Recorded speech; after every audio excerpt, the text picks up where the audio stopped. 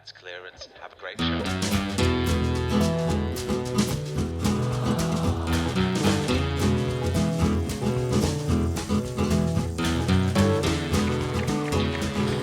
Hello and welcome to this week's episode of Absolute Scenes, the podcast that takes a knife to the pumpkin of the creative industry, slices it open, scoops out its innards and carves a wicked and toothy smile on its flesh. I am Gabrielle Shepherd, and joining me as always, like a stray black cat that wandered in one day and never left, is Andy Barton. Hello, Internet. How are you? I'm very well. How are you? Yeah, pretty good. I'm quite good. It's How has sunny. your day been so far? Day has been nice. It's been sunny. Voted. Although this is going to go... we're coming from voting day. Voting day today, yeah. Yes. So please, new government, give arts lots of money.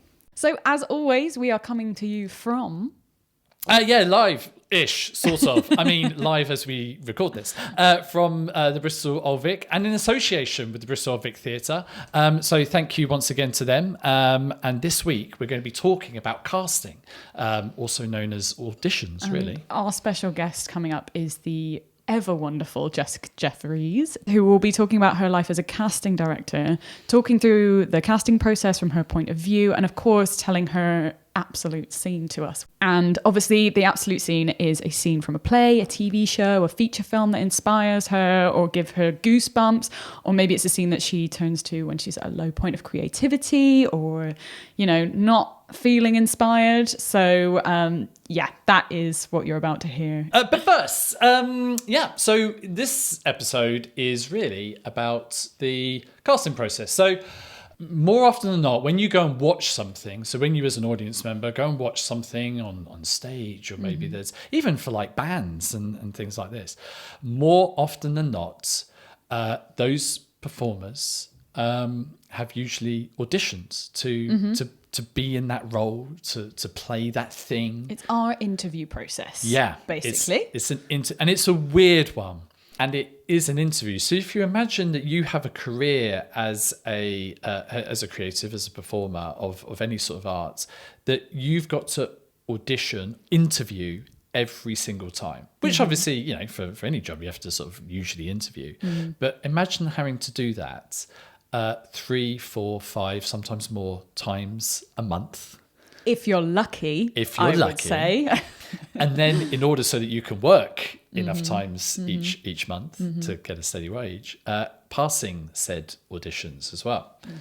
And also in terms of like when we say passing as well, like it's sometimes you might not get a job, nothing to do with how good you are. No. It can be like whether you fit together with the rest of the cast, or, you know, if you've got the right feeling. It's not I don't think it's ever that you're bad. And actually Jess touches on this later in the fact that like casting directors and companies don't bring in people who they don't think are going to be amazing, and they don't will to be good. Yep. So it's that thing of like often, now I've done casting, I've been on the other side of the table. You want everyone to be amazing. They are all amazing. And then it's actually a really difficult decision. Yeah. And sometimes as actors, we take it very personally, but actually it's not that you're not good. No. Generally ever, I would say. No. And there's 1,001 reasons why you wouldn't get a role or get a job. And there's 1,001 reasons why you would get a job. I remember doing a McDonald's advert, or at least auditioning for a McDonald's advert, to play the father role with complete strangers. And didn't get the role, funny enough, because I really imagine because actually, and I had a recall and various things, because I just didn't fit with what ultimately, when I watched the advert, I was like, there's and actually often no you do way I was when ever you going watch to something, actually, you go, oh yeah, of course. Yeah. If that was their vision, or even if it wasn't their vision, that's the other thing. Sometimes you'll be auditioning and the team has a vision, not that you know what that is, and then someone comes in and does something that they're like, oh my God, that is actually what we want. And like, it's nothing to do with, you might have been their vision, but then something comes that's so left field, they're just like, oh my God, actually we need to go in that direction. So often these auditions are just kind of, it's nothing to do with how good you are, but it is difficult if you are auditioning to not get things over and over and over again. One thing that I've learned in this industry isn't necessarily about nailing an audition. I mean, that's always important, but also about them spending time on a job to show that people want to then spend more time with you even after the job has finished. Yeah. Do they want to work with you I would say even again? for an audition, people talk about booking the room a lot, where if you go into an audition, it's not necessarily about booking the job, although we'd all love to book the job. It's also about, really just enjoying it and doing your best work, because then they'll think of you next time if you weren't right for it this time. And it's kind of that continued, it's just about playing and working together, and that thing of even if they want to work with you after the job, often if you do a really good open audition as yourself, they'll then want you again. They'll think of you later, which is good. No, absolutely.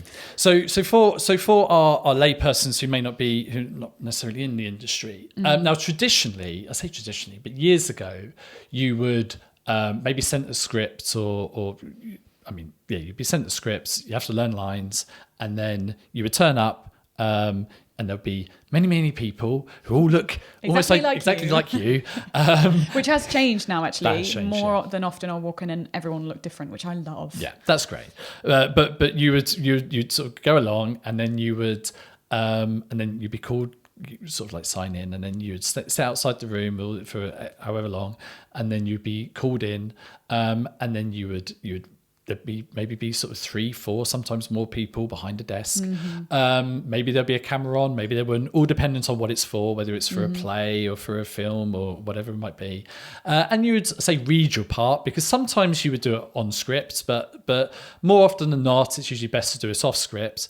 You do the scene. Maybe there'd be a bit of what we call workshopping, whereby the director or the casting director may ask to do it in a slightly different way. Give some pointers, they may give some small amounts of notes or direction, and then everyone would smile, wave goodbye, and then you would wait to hear from your agent or otherwise about whether you got the job, or you would hear nothing and then just assume that you didn't get a job, because that's more often still very much happens now. So that was kind of what used to happen. Then things evolved quite quickly when the pandemic hit and lockdown happened.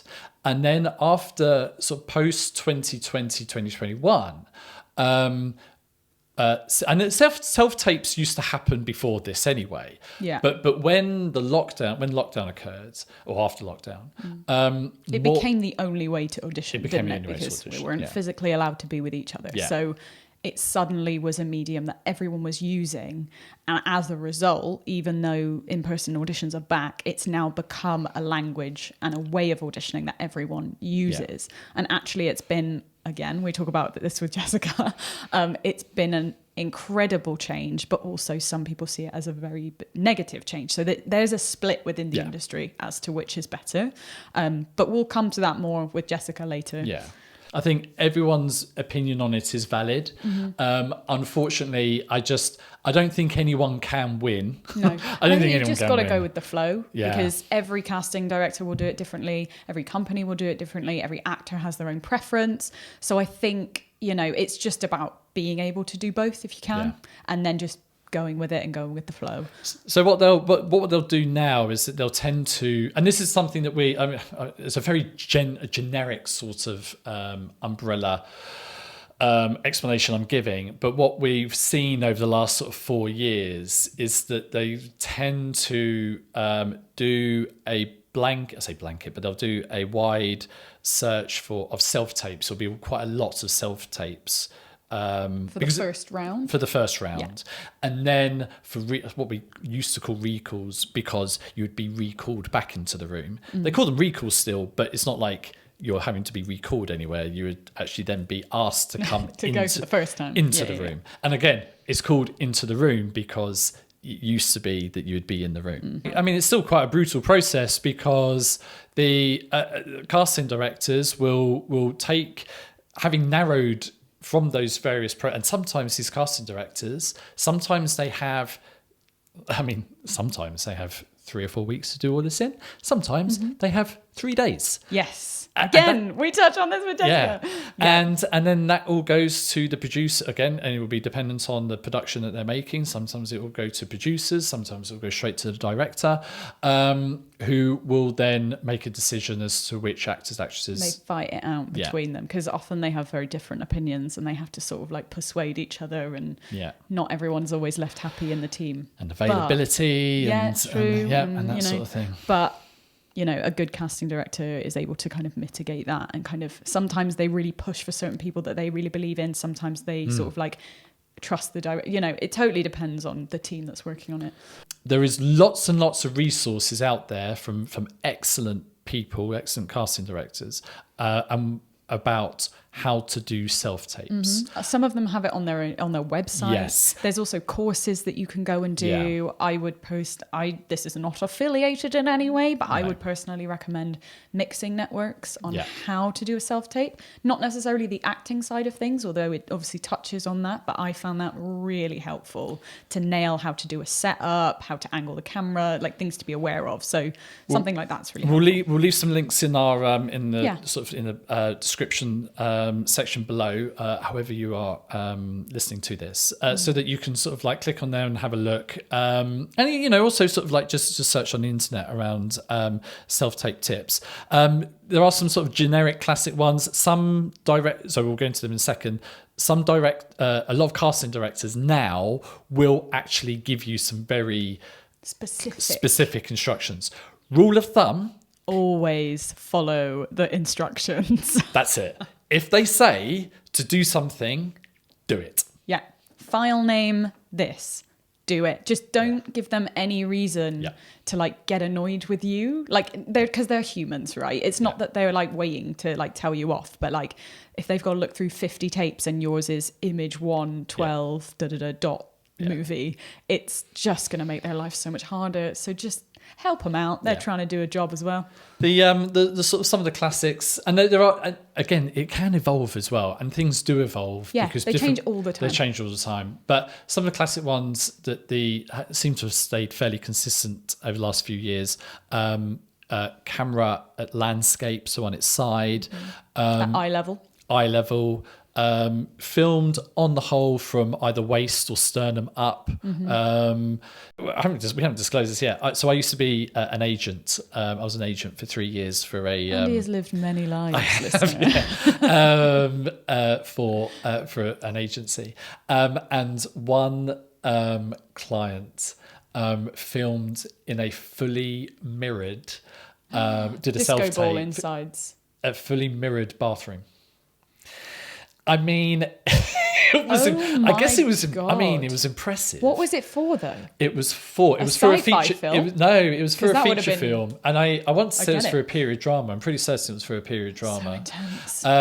But did you ask them to refilm it? I did, and they said that they didn't have time, so that's what we had to submit. I mean, they didn't get the role, but. Wow. Don't do that. Mirrors don't. I'm sure it gives an incredible effect. I mean, I'm sure, like if you were shooting a short film, perfect. But however, I mean, if you're going for the John Wick 5, then because that's. I tell you, just don't let it be too distracting. Incredible bathroom. The bathroom was incredible, but great. yeah. Yeah.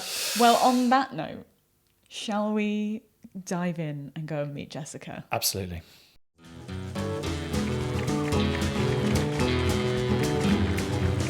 Welcome back. Thank you for waiting there for 3.5 seconds of bed music. And now we return with our special guests. You may remember her from such casting rooms for Diablo 2 Resurrected or even Suicide Squad Kill the Justice League. Her clients include Sony Pictures, Games Workshop and Universal Studios. And she's been nominated on several occasions for awards by the Casting Directors Association. It's Jefferies! Hey!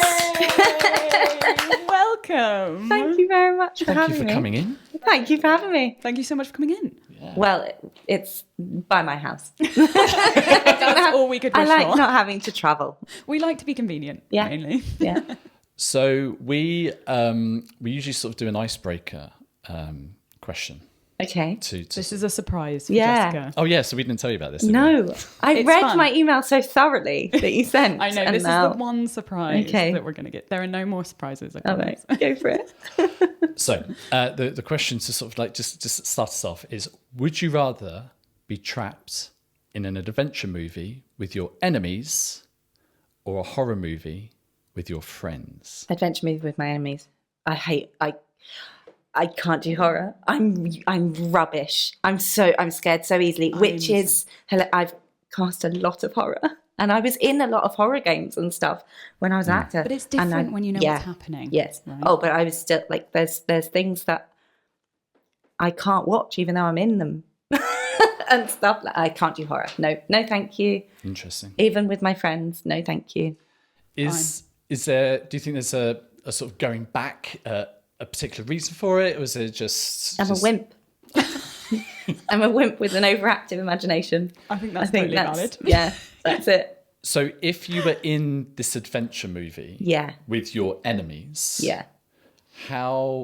what would be your sort of technique, or what would be your sort of game plan to get through said adventure? Coping mechanisms. Thank you. Yeah, Coping mechanisms.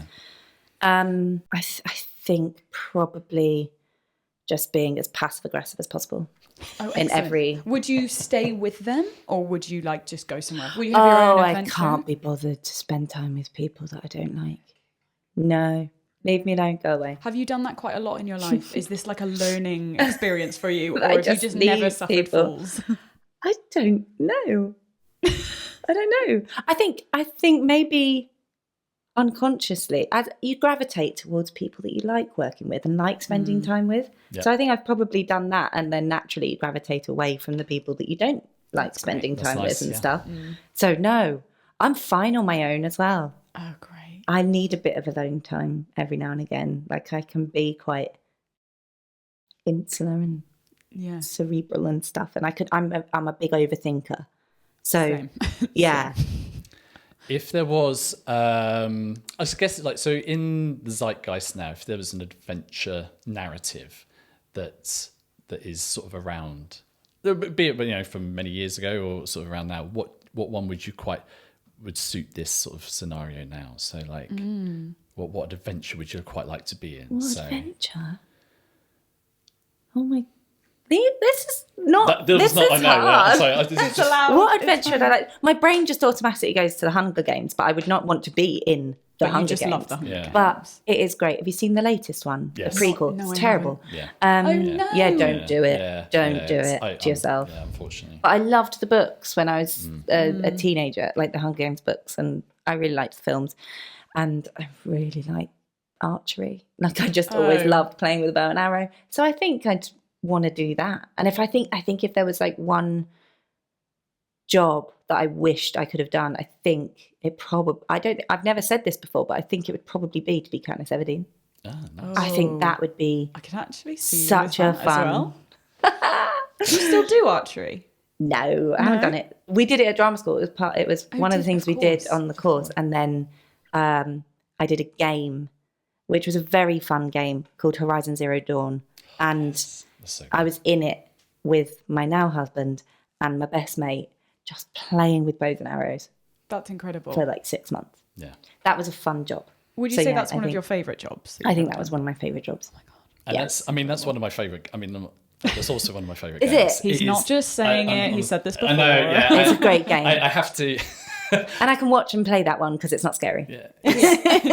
It is an amazing game. It's really good. It is good. Is it weird, like, because obviously, like, a lot of actors don't watch themselves, but I guess in a video game, it's like a different thing. Like, how is that for you? I don't know. I think in some ways it's weirder because I never acted in a game or anything where it looked like me. Of course. So okay. I was never the likeness of a character. So I'm then watching things like that's me. I moved my arm. That moves just like me and stuff. And like, but is it your voice? I could not tell you which ones are and aren't. Okay. On the whole, mostly no. Mostly I did the body capture, the motion capture to somebody else's pre-recorded voice, which is a very tricky thing to do. And it's done a lot less now. But yeah, you're watching it and you're like, that's me. That's like it does look like as in it moves like me. It's everything. But I think there's that. This is going to probably sound really weird, But it's that I watch it and I think it moves exactly like my little sister, because I think me and my little sister, like people think that we move. So I watch it and I'm like, well, that just moves like Megan. But because I can't see myself, I don't know how I move all the time. Course. But I just see her in loads of the So is it quite like wholesome and like, oh, there's Megan? yeah. Or are you like, oh, She's... no, it's nice. But that's amazing. yeah, that was different life. Different life. When you were an actor? Yeah, the actor So life. what was your, obviously, because you were an actor for 10 years, right? 8 years, yeah. 8 years. What was that decision to transition? Or was it a slow process? Or like, what was it about casting that you were like, oh, that looks tasty, I'm going to go do that?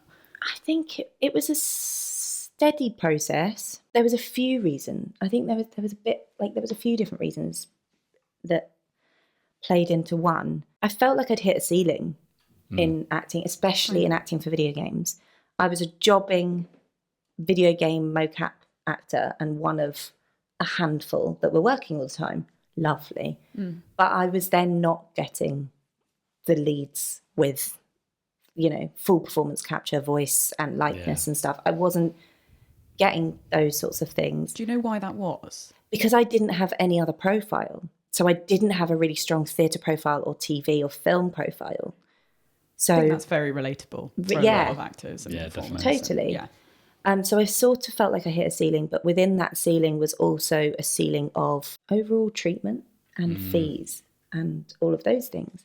So, there are no equity guidelines or rate cards or contracts for actors in video games.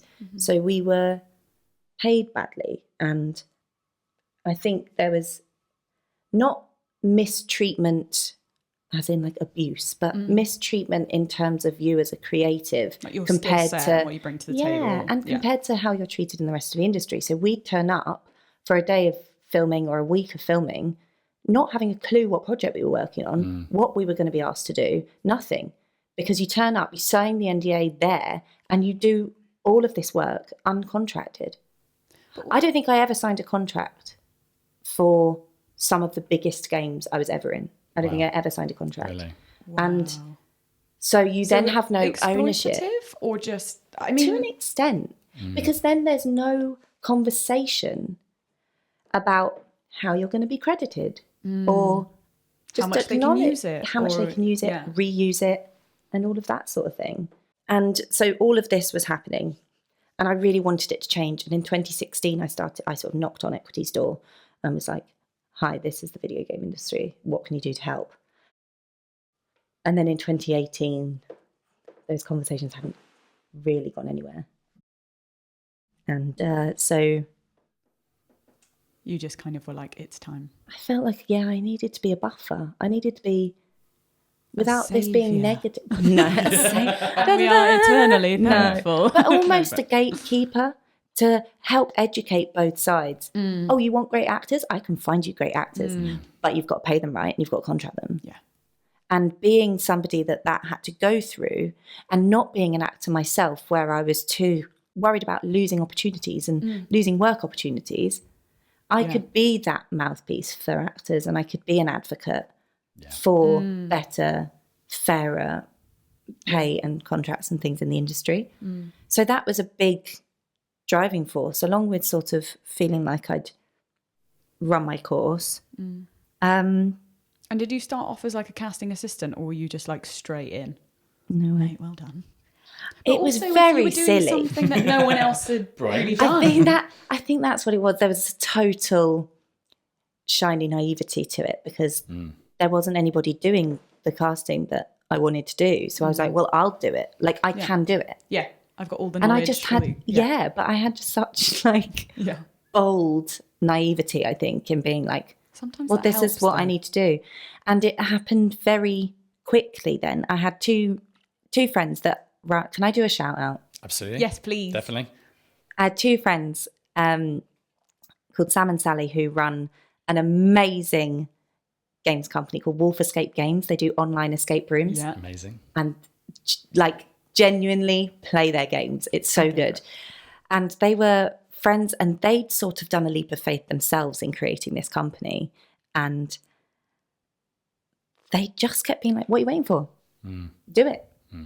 Legends. Do it. Yeah. And then like another mutual friend of ours, Adam, was like, well, look, I've designed you a logo and designed you all this stuff. Shout out to Adam. be a shout out to Adam. Well done, Adam.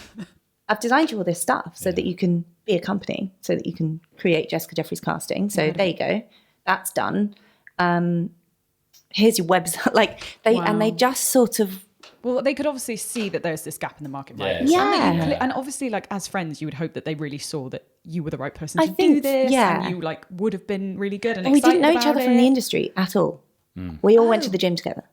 No We way, knew each other, really? yeah. Is that how- Yeah, so I was an actor and a PT. PT was my You were PT. my side hustle. Yeah. And they used to come to all my classes, and we all used to hang out, like because we used to amazing. exercise together, and We had all the endorphins we got to together. All the rage. Great. So much rage. but they were so encouraging, and they were just like, That's great. just do it. Like you just need to take the leap of faith. And so I'd really like built up that this was what I wanted to do, and I'd started putting some feelers out. So when a couple of games companies that I'd acted for had contacted me to do another project with them, I'd be like, I'm no longer acting. I can offer you this, Yeah. and this is what a Nice. casting process Yeah. could look like for you, and blah blah blah. So I went in that direction, and literally, I was on set on Disney's Maleficent 2, doing all the mocap Amazing. on that, Incredible. and I got a call from one of the producers at Access Animation, and she was like, "We need you to cast a project for us." And I was like, "Okay." So then I was literally running off set in my lycra, sat at my laptop, like registering for Spotlight, doing all of that as a casting director, Amazing. and doing all of that, casting it in the car on the way home. I wasn't driving. In the car on the way home, and that was it. I then never acted again. So it was a very clean break. Yeah, I rapped on Maleficent, and I never put the lycra on again. Wow. And has and it that was been it. like a constant since? Like obviously we were talking earlier about freelance and yeah. everything, but like Yes, but not in yes and no. So at the very beginning, there was a couple of companies that I would cast for them, mainly their mocap cast. So I cast there's a series of games called the Dark Pictures Anthology with Supermassive Games, and I would cast all their mocap cast here in the UK, and then I was there on set first AD. Right. Oh, yeah. Okay. Yeah. So I cast them and then worked with the actors as looked well. after them. So I did that for the first year, I'd say. Yeah. Was that, hopefully I won't come across the wrong way, was that kind of, that role forced upon you because of the circumstances, or was that just the way that things were working and that was okay? Because I know that in this industry we all pair up sometimes just because, and we also know, I mean, myself, I've been a third and a second AD on feature films. So when you know how to do particular jobs, sometimes you just double up and you have no problem Automatically doing it. happens. Yeah. It automatically happens. So I think it was one of those natural things, because also first ADs weren't used, like it didn't really exist in video games either, in mocaps. So it was something new for this company. They wanted to see how having somebody in that role would also then make shoots more efficient and all of that. And I was the person that knew also how mocap shoots worked. So it felt quite natural. nice, yeah. I know now it's progressed incredibly and massively. My husband firsts sometimes as well as directs. Yeah. And it's a proper job now, not just me stood there being like, cut, action, T-poses everybody. How's the data? Like, it's an actual job now. But yeah, so I did that. And then luckily enough of the casting. And I sort of, they were the only company I think that I ever, I did a couple of mocap films that I first did for, but it was literally for about, it must have been just over a year, because the last picture of me on set, I was 8.5 months pregnant. on set. It's like I could pop at any second. Yeah. I know, really could have. And it was, again, that was sort of a clean break. So the other thing I sort of did, I got married, which ruins everything. No, I'm joking. No, I got married, so I also had a clean break with my name. So I had my acting name, Of course. and then I became Jessica And it Jefferies. happened at the same time. And it happened at the same time. Yeah, And then I started casting under Jessica Jefferies. Excellent business decision. Yeah. So that felt like a complete fresh start. Something completely new. Was that in the car whilst dressed in lycra? Oh, yeah. Is that Yeah. how you turned up to the church? I didn't with wear tennis my- balls, Yeah, and some yeah. like ping pong balls attached to you. Yeah, I just lived in that like pursuit. No. So I want to. Well, I've got some questions around the casting process now because I mean, we've been in casting. We've all been in casting, the casting room. But I mean, many of our listeners would not have been. So we want to sort of do a bit of a pond dip around that. But the other thing around the casting process, how it's changed in the last 5 years post, say, COVID, because COVID's still around, but at least post lockdowns. So I guess the first panoramic open-ended question is, how much has the casting process changed in the last 5 years, at least for you on your side as a casting director? Loads. Next question. No, I'm joking. I think it's changed loads, and I try and focus on a lot of the positives. I think it's, I think there is such an understanding and such a openness to conversation now about accessibility to castings, so that you don't have to live in central London and have a first round audition, you and 50 other people for one role. I love self-tapes as a first round because I get to see so many more actors.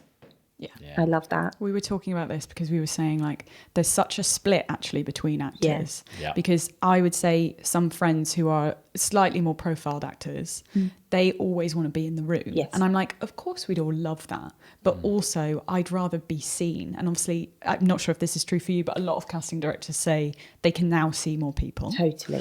But also it means that it's more accessible in terms of cost, because if you're coming from Edinburgh or, you know, Leicester, Or even from here, where it's still sort of like £50. It's £50 just well, if you have to get a to peak train, it's £150 if you've not got somewhere to stay in London the night before and stuff. It's crazy. So yeah, it's kind of like this weird thing of obviously we'd rather have a personal connection. But I love that it's more accessible. I think that's such a huge thing. And I think being able to, we've been given the permission to talk about that now and to...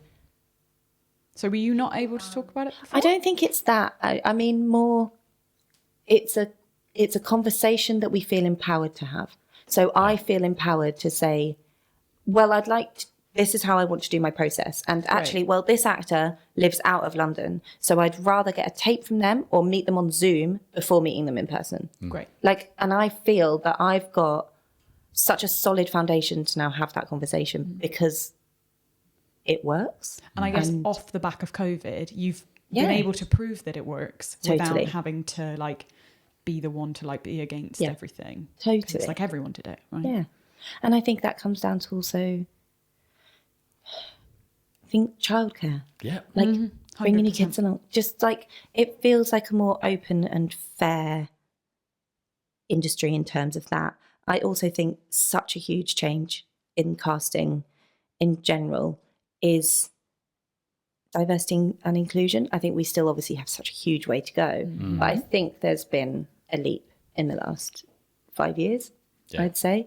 There's been some really positive changes, and that comes from also there being a positive change from the audiences about the stories that are being told. You know, they wouldn't be made if audiences didn't want to watch them. So now there's way more diversity and variation in the stories that are being told, which allows us to be able to be more creative in the way that we're casting and more inclusive in the way that we're casting. So I'd say all of those are massive positives. That's great. Was that all of the question? What are the negatives? What are the negatives? Tell us the truth. I would say the negatives are I still sometimes have a battle to do any in-person castings. So Yeah. to sometimes, actually have them. yes, yeah. So some people want to cast via Zoom then. So meet people so that it's still, there's a back and forth and it's a conversation, but over Zoom. And I just don't love Especially that. for like final round. Yeah. And I just don't That's love that. And interesting. that's often time and budget restraints, because Yeah. they would be paying to hire a space and paying for X, Y, and Z additionally to cast in person. And for me, for my client to just log on to a computer for 2 hours to meet 4 actors for a recall audition or final audition, maybe is a lot easier than them traveling into London for an entire day Yeah. to do that. Yeah. So I get it, but I really don't like it. I'd say that's a negative. And do you think it makes a big difference in terms of if you've had a final round in person, like the quality of, or like making the right decision for the project? Like, what is it that's, I'd like to think that there's not an impact in that way, that we still But it's find just the that right personal- person. I think it just lacks such a personal connection.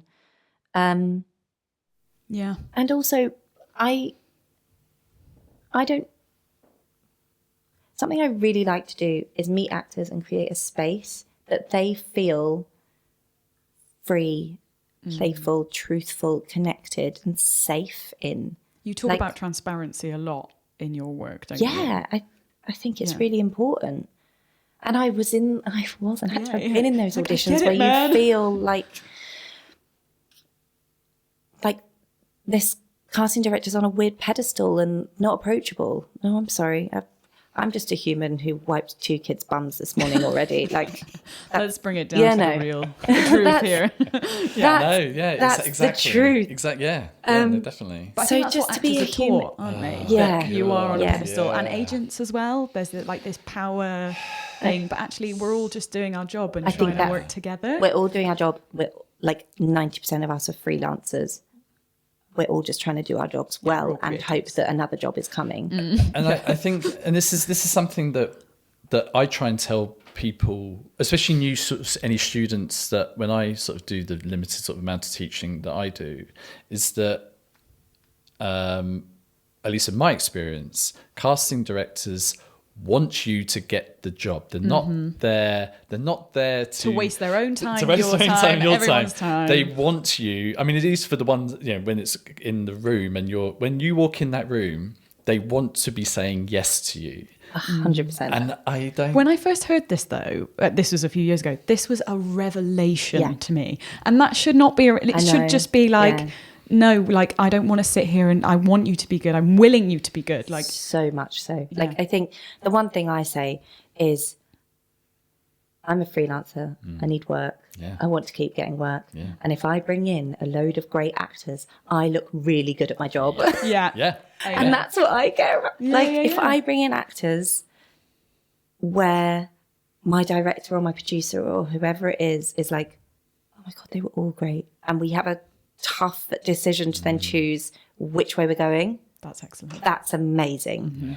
I want everyone to be brilliant and to feel that they can be brilliant and that they're supported in that, and that they leave an audition feeling like they've been creative and that they've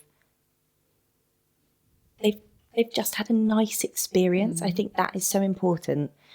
And I think that is harder to do on Zoom in your living room Yeah. with your laptop all propped up on books, Squashed and into a all corner of that's that a blank stuff. Do you know wall what? and yeah. Just all of that stuff. Like, I just think that we're asking more of an actor in that situation than we are of like, come along, grab a cuppa, wander to Spotlight, Yeah. be greeted by the lovely people that work in Spotlight, Yeah. and then come in with me. I normally will give you a cuddle. Like, And is that, Bring you into the actually, that was a room. question I had, is like, how do you achieve that comfortability and transparency for actors? Like, how do you work in the room?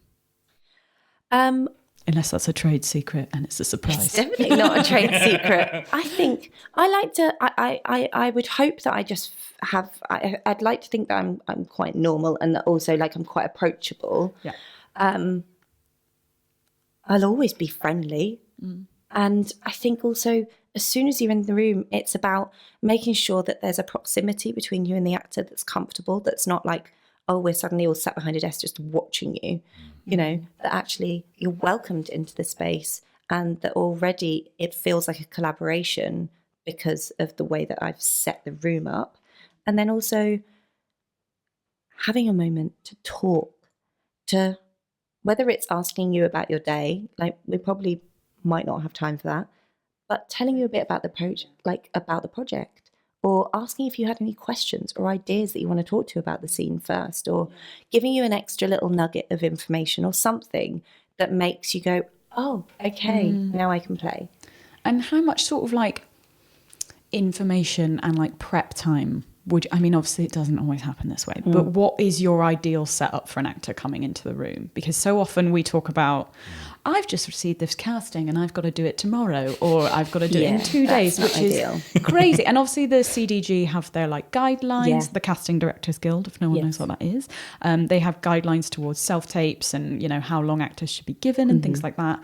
How often do you find you're able to achieve that? And how much are you actually in control of that?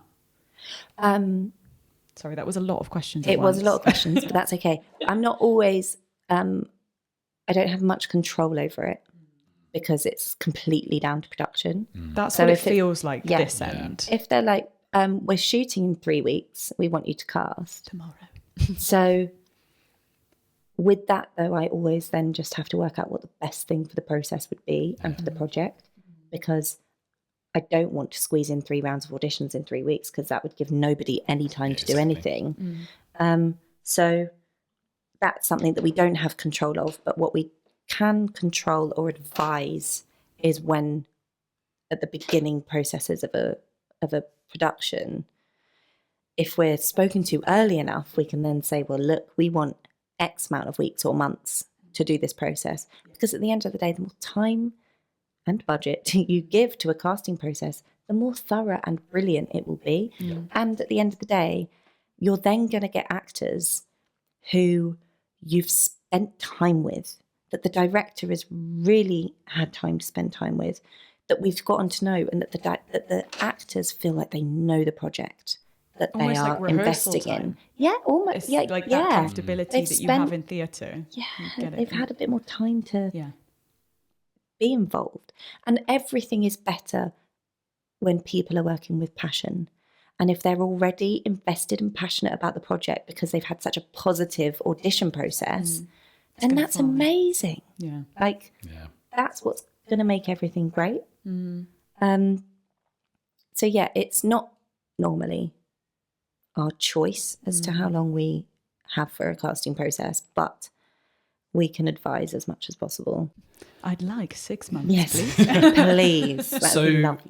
So we do have more questions, but before we go to some of those other nuggets, I think this would probably be a good time that we reach and get to your absolute scene. Oh, really? now we're going to do that. And he's going. We're going. I thought this would be and he's like right now. Yeah. So we like to like the sort of the like apex. We like to sort of like do. I guess sort of like as we reach the sort of like the apex of the interview, we sort of get to the absolute scene, and then we end on sort of high because we've got other things to be talking about. We know you're excited. Oh, don't worry, we're going to chat. Okay, we've got more. I still have so many things I want to pick out of your brain. So just as for our listeners, obviously we get our guests to talk about their absolute scene. It's their scene that either from a film, TV, or a TV show, or a play, or a poem, or even a poem, anything or that inspires. Chapter of a book. Or even a song that either inspires them, gives them chills, or it might be the thing that's got them into this mess in the first place. Or it could be something that in the darkest moments of creativity that they might turn to for that bit of that nugget of inspiration to get them to pull them out of that well, perhaps. So anyway, over to you, Jess, as to what your absolute scene is. You don't obviously have to act it out or anything, but for our listeners, if you'd like to say what it is, where it's from, who it's by, and then just sort of talk a little bit about it. Okay. Right. I had 2 answers for this. Oh. because That's great. I think I am going to give you one. So one of them, which isn't now going to be my main one, was purely because I remember being in the cinema and this moment happening and being like, yes, it's amazing. I'm a bit of a Marvel nerd. Infinity War, the moment when everyone comes back in and then Cap gets the hammer, Avengers, like nuts. And I remember being in the cinema and being like, like, it's so good. And then the following moment when all the female Avengers and Pepper lands in a superhero pose, I'm like, I've actually got Even goosebumps someone right who now. isn't a massive, like, I have watched that clip so many times because you can feel the energy. It's what like I don't know all of it. 10 but years or whatever of films led to was that 100%, moment. 100%. And I just think the way they've navigated that moment was brilliant. I agree. And by that point as well, like, yes, of course Cap was worthy. Of course Cap was worthy. All of it. So that was great. And I was going to say that. And then I was like, I could not get one other out of my mind. Okay. No, that's But great. Why this not? one, you're going to judge me for it. No. Well, you'll wait and see. So I grew up, which I think, like a lot of people my age in their mid-30s, you seem so young. Thank you. Someone said this to me yesterday and I was like, it's SPF. It's all a lie. Oh, okay. Well, I think, so I grew up watching EastEnders, like those long-running soaps and stories, and you're so invested in them. And every so often, it's the time where you couldn't choose what was on. You had 4 channels to choose from. You watched EastEnders every night with your mum. Like, that's what you did. And every so often, the scripts and the stories, and you're so invested in these characters, they then do something. Phil gets shot, something like that. And it's so, and it rocks, and the whole country gets rocked by it. Yeah, because everyone's watching it. Yeah. Yeah. That everyone is watching it. And for me, the time I remember the most, and it was like a freight train of writing that knocked me sideways, was Cat Slater with You Ain't My Mother. Yes, I am! God. And What a moment. shook me. Like, what writing, what brilliance, what to do to the biggest audience you have in the UK that are so invested in these lives. Yeah. And they've still managed to completely take us all out. And I think that the thing, especially with that, is Phenomenal. that it felt sincere from the writing as well. It's not like where they felt a couple of weeks beforehand of, oh, what twist can we tack on here? This was felt that like a year, 2, 3, many years before then, when they first introduced the Slater family, they knew that this was going to be the apex of that narrative. Yeah. That they knew that was going to be the culmination of that family's narrative was going to be that twist. And did we see it coming? I mean, it might be the odd detractor who maybe goes, "No, I saw that coming," but I don't think anyone did. And it's funny. It's funny that you used to say about investments as well, because I actually see both of those absolute scenes as investments. Yeah, it's like you've got long it's term. for me, because like you explaining about the scene from Infinity War.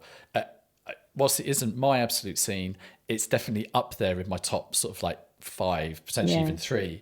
Because of that investment, that nearly sort of decade and a half of investing into narratives, into characters, into a world. Yeah. And then that culmination of all of that emotional investment, time, money, energy, whatever it is, and going, oh, it's happened. Yeah. This thing has happened. And I was hoping it was going, but they're also two entirely different sort of like investments as well. Investment of characters in the Marvel world, and I want this thing to happen. It's happened, and they've rewarded me for all of that. Yeah. Whereas with EastEnders, it's some people have been watching it for 35, 40 years. I know this soap to be as good as I've always said it to be. Damn, they've just proven me right. With stuff like that. Yeah. Good choices. And it's Excellent choices. it's just like that moment in what is like, this is why I just don't think we can downplay these long running shows or soaps or whatever, like they serve such a purpose, and I think they still do, but they definitely did to me in my youth and in growing up. Like, and I went to drama school and I was like, I want to leave here and I want to go on EastEnders, thanks. Yeah. Like it was, That's the goal. and then go on Strictly. And you that was my will. dream. Yeah. Like EastEnders, Strictly. That was it. Beautiful. I'm very glad I'm not in the limelight now. Oh no. Do it. Right, we can make a call. No, thank you. But yeah, like, and they've just so got their place. And when they do something like that is just so brilliant, like amazing. But you do feel it like my grandma loves EastEnders, and she's one of those long watchers. Right? And it's so interesting whenever I go and see them and watch EastEnders with them, you can just see that they feel like they're a part of that family. Totally. And I think it's that like heart-wrenching, gut-wrenching surprise. Like twists in general are incredible, but I think you're so right. When you've got that investment, it's just like amazing. Yeah. So, and I think it was literally 50-50, the UK, wasn't it? You watched Corrie or you watched EastEnders. it's very much, so 50% of the British population were shooketh at once. and everyone was like going into school or going into work, like, oh, did you see EastEnders? Because also you wouldn't have like WhatsApped anyone to be like, oh my God, you would have had to wait till the next day. Water cooler is, water cooler. That's my gosh. No work got done the next day. Everyone was just chatting about it. Talking about the Slaters. Great choice. So my God. Speaking of investments, I'm sorry, we're now back into questions again. Oh, okay. Because that was so excellent and it's made me think of this. So speaking of investments of worlds, if you were to work on a specific world or series or IP, what would it be? I know we gently spoke about the Hunger Games, but like, that would be fun. Right now, which would it be? I thought of this very quickly. What I would love to work on. And I would love to work on playable versions of our nostalgic films. I want to do a playable version of The Goonies. I want to do a playable version of Back to the Future. Like, Back to the Future. Yes. That's what I want. Yes. That's what I want. That's a great But choice. I just don't know if I could allow it to happen with new actors. I know what you mean. Like, but that... You'd need the vintage actors. Yeah. But just imagine being able to be fully immersed in those worlds. So there we go. It would absolutely It feels be very opposite of what's kind of trending now. Like obviously a lot of games are getting made into series. Yeah. So I don't see any reason why it couldn't happen. I mean, I would, I don't know if I should say this. I would prefer to see Back to the Future as a game than a musical. Have you seen it? Have you seen the show? No, I haven't. Yeah. It is amazing. Was But it it is my favourite film. It's So one of again, my favourite like, films, which is I why was to watching be it like, fair, But do you I should give it a is it go. like a direct, or have they shifted it and it's a bit different? there's tiny moments. Narratively overall it's the same. There's tiny moments that But make it's it very work. much an independent And thing. kind of, yeah. But no, I think as such a fan of the film, I just absolutely bloody loved it. And I just thought it was brilliant. The guy that plays George McFly, it's so spot on. It's almost scary. Oh, maybe I'm going Maybe need to to go and have a maybe I'm trip. going to really enjoy it. I think you because I think I don't know if he's still in it. I saw it a couple of years ago. I think my fear would be that something like that would, because I'm so protective over a particular, over the story and over the. But they've done it with such love, though. You can tell. I mean, that's great. You can That's tell really that it's been done encouraging. with such love and such passion. And maybe go and see it now rather than in 10 years if it keeps absolutely. running. Because I think the love would still be there, but it does change over time and become more commercialised, doesn't it? Yeah, A little bit. But I love that answer of yours. That is great. That would be fun, That's wouldn't very it? cool. What would be the first one you would adapt? Would it be The Back to the Goonies? Future. Oh, Back to the Future. First. But I think actually, as in terms of Better playability. playability and what would suit a game more, I think Goonies would probably. So, so I was saying, Gabrielle, this before you arrived. So when you obviously coming on this way, I spoke to my wargaming friends on our WhatsApps, and Very excited you were they coming. were very excited because you cast Space Marine, Warhammer 40,000 Space Marine. Space Marine 2 and also Battle Sister. Yes, and many of them will be guessing Space Marine 2 Yeah. because we've all played Space Marine, the computer game anyway. And so we were talking about various. I asked them what questions that they would like me to ask you. Oh. There were lots, and they're all good. They're all nice ones, but I also had to narrow it down because there was a lot of questions. But probably the one that sort of like stood out the most, and that we sort of all agreed on would be most prevalent to ask, would be because of, like, in particular with like existing franchises, so like for example the Warhammer universe or the DC universe with Suicide Squad. Do you find that knowledge with your actors that you're casting is a help or a hindrance when you're casting for these franchises? I don't think it's either. But I definitely wouldn't expect people to have an invested knowledge. Yeah. Because I believe that there's always room for interpretation, whether that comes from the actor or also the narrative team and the director. They might not want it to follow completely on what you already know. When I was cast, when we were doing Suicide Squad, it absolutely isn't anything like any of the films or anything that I know. No, exactly, so like we were looking for something so entirely different in the majority of the characters. So I almost had to put what I thought I knew out of my head and work purely on the sources that I've got and the script and character designs and stuff that I've got. So I'd say for actors, it's in general, not just if you're auditioning for something known. You probably won't know what you're auditioning for. Of course, yeah, for the end. So Yeah, of Space course. Marines, I think we wrote some I think they were all knights Oh, really? that they were auditioning for some made-up game. Yeah. And they were all knights.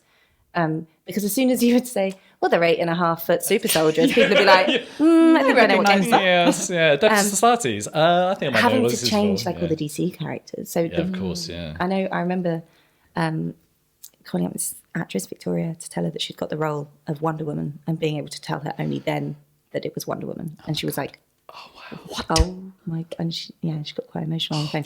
And it was imagine. one That's of my incredible. favourite moments ever. Yeah. But she didn't know. So she did 4 auditions for this Wow. job Yeah. without knowing what she was auditioning for. See, that's something that always makes me quite nervous because I'm the kind of person that likes to over-prepare and really know the material. Oh, but you get material. You get it all.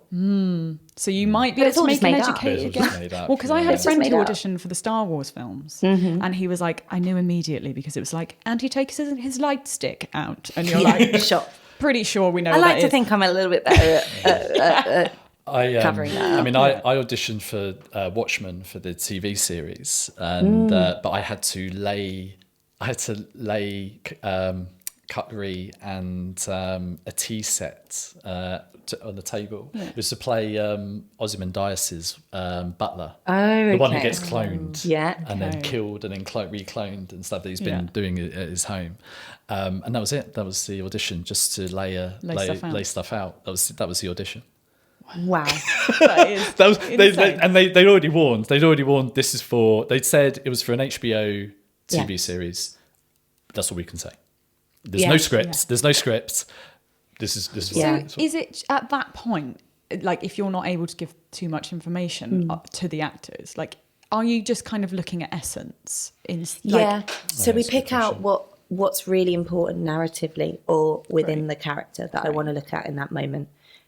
What I encourage and what normally happens is once you get through the audition process and we're at recall stages and stuff, they then normally ask actors to sign an NDA, and we will tell you then everything about so it. you can really hone in on. So with Space Great. Marine 2, everyone had signed NDAs by their recalls, I believe. Great. And were then auditioning, knowing what they were auditioning for, because there's such a physicality then.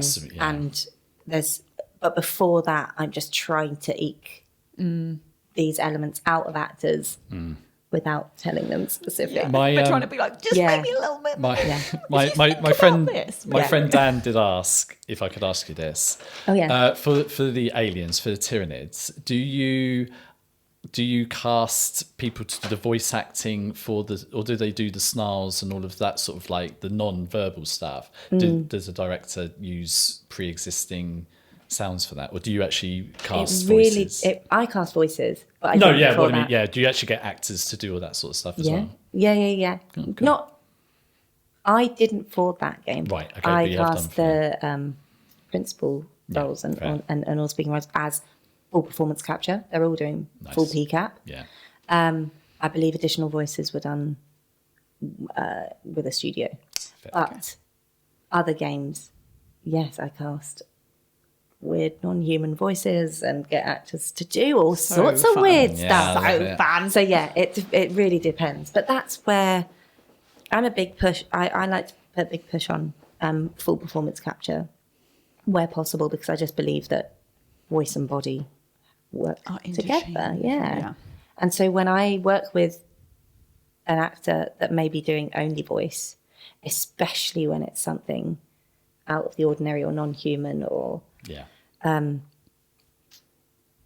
just a big and just not normal talking maybe, it's so important to meet with them and allow physicality to be a part of that voice creation. Yeah, of course. Yeah. I think it's really important.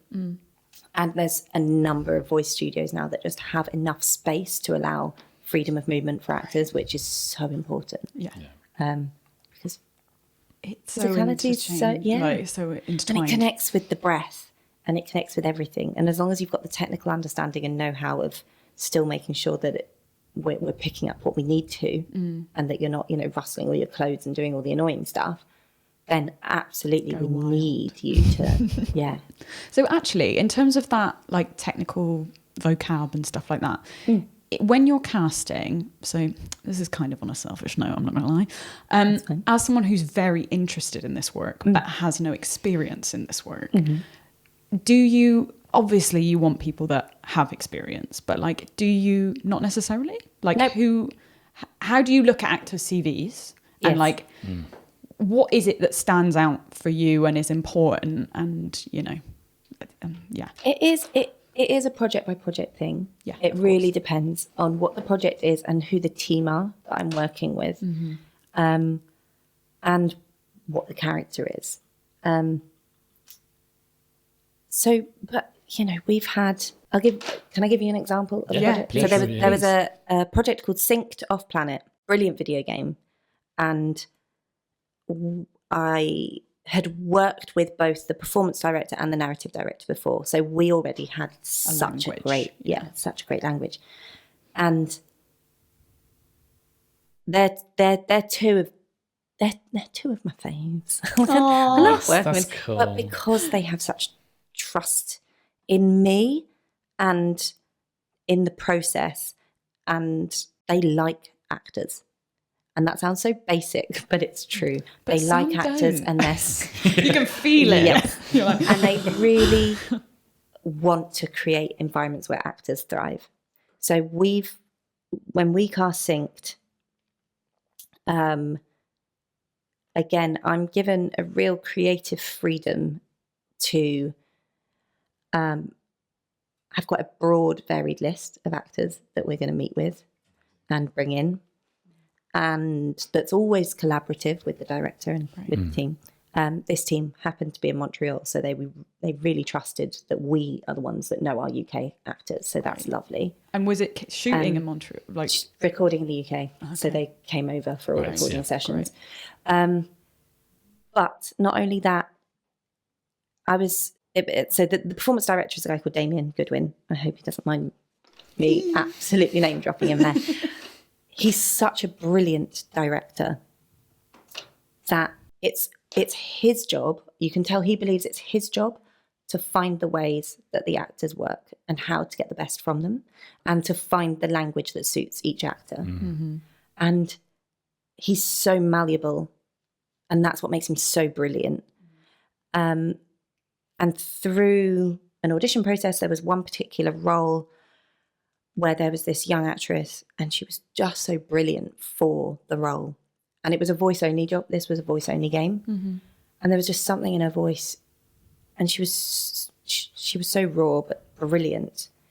And so the conversations after that happened were that our team, the game developer, allowed there to be room in the budget to tag on another hour to every one of her voice sessions, so that she always had plenty of time to be able to work at a pace and to understand the technicalities that were required of her, Because she'd never done it before. That's Wow. incredible. And good. she'd never done game work before, and she'd never done voice work before. So And was she like a fresh grad, or had she been she was acting for a while? she was a fairly fresh grad. Okay. I think she'd been out a year or two, Okay. but that didn't actually matter. It was just that she was the right person for the job, Yeah. and that Yeah. we were then supported by a game dev that knew that what would be best for their game With her voice. was the best actor no, for the role, absolutely, yeah. and being able to nurture that and give and know that actually putting her in a voice booth and trying to rush her through her job would not be the way to get there. exactly. And so giving her the time and space was amazing. There's been a number of actors that I've there's been quite a few that I've given the first ever professional job to. There's been others that it was by far a big stepping stone. There's a game that's coming out called Unknown 9, and there was a couple of actors in there. One that springs to mind, I'm not going to name her. I don't know that. Like, I cast her, but I don't know her well enough to then just be like, Yeah. put you in the deep end. And she was such a brilliant, raw talent. And there was something about her that I didn't want to lose that. Great.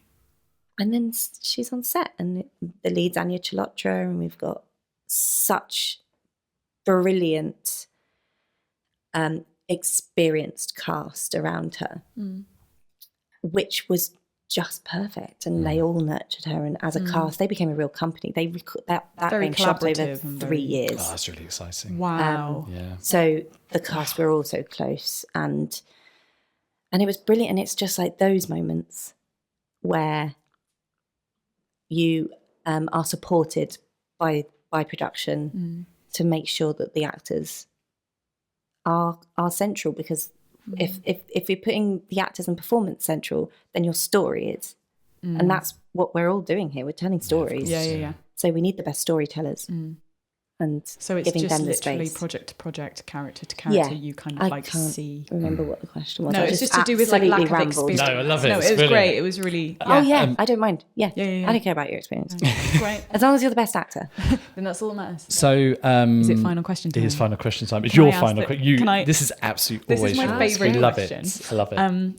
If we could ask, like, what's one question that you always wish people would ask you? I have no idea. That is fine. Would you like more affordable childcare so you can work? Yes, please. No, Amen. yeah, 100%. Yeah. 100%. Yeah, I don't- definitely. Yeah. Other than that, I don't know. That's a great I question. think your questions have been great, Oh, thank you. and they've been very fun to think Your about. answers have been great. Yeah. Oh, really? Yeah, Oh, I hope Yeah. they've been so. fantastic. Yeah. It's going to be very difficult to edit. Just Be an hour be and a half great. episode, Yeah, but that's it's gonna fine. be That's no okay. one needs that in their lives to Yes, listen to. they do. But no, I can't think. I think it's lovely, and I think if ever I do these things, I just sort of want people to take out of it that just keep doing what you're doing, and you're great, and it's not your responsibility solely to be great on your own. It's so collaborative, and telling stories is collaborative. Yeah. Yeah. And we all just want everyone to do the best, and we all just want to work on nice, great projects Nice people. with nice people. That's Exactly. huge. I think that's such a good way to end the episode. That is my sentiment and my feelings completely. So I'm so glad you said that. Good. Thank you so much for coming in. Thank you. So Thanks much for having me. Yeah, thank you for spending time with us. And thank you for listening. This has been Absolute Scenes with Jefferies this week. Join us next week where we have another guest giving their Absolute Scenes. And if you are in a room in the next week or next month or next year with a casting director, don't forget they've probably wiped someone's bum that morning. So you'll be okay. Don't worry. Okay, see you next week. Bye. Great show. You've been listening to Absolute Scenes, written and hosted by Andy Barton and Gabrielle Shepherd. Produced by Synchron Productions in association with the Bristol Vic Theatre. Music by Brian Hargreaves. Marketing and communications by Dylan Tozer, Amanda Adams and Gabrielle Shepherd. Please like and subscribe in all the usual ways, depending on the platform that you're devouring this on. We've also set up a page on Buy Me a Coffee, where if you feel so inclined, you can become a supporter of the pod and help us and our guests. But honestly, we're really glad to be in your ears, so absolutely no pressure. And tune in next time, where it'll be much the same, but different, like each of my visits to my barbers.